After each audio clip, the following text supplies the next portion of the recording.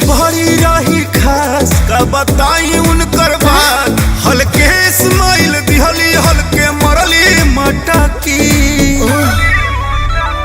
दिल चोरी करके अच्छा दिल चोरी करके ले गईले भौजी तोहर छोटकी।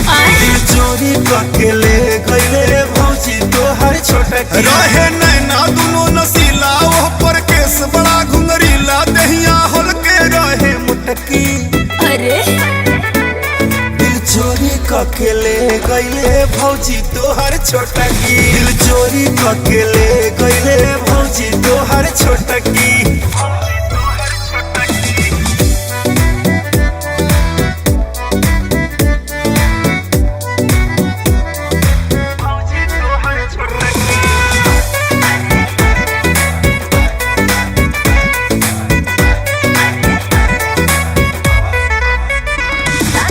चार दिन आइल रहे घूमे हमरा घरे। तू काहे लगल बबुआ ओकरा पमरे।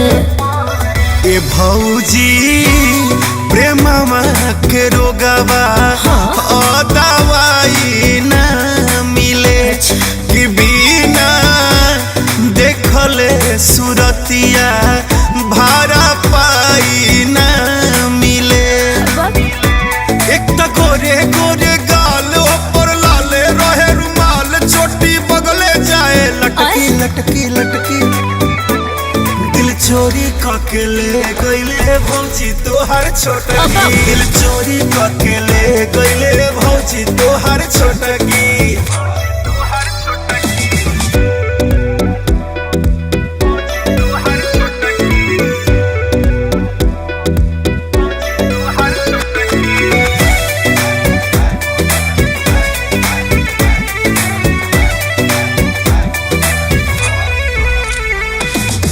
शांति से रहो मत खोलो तह तह के।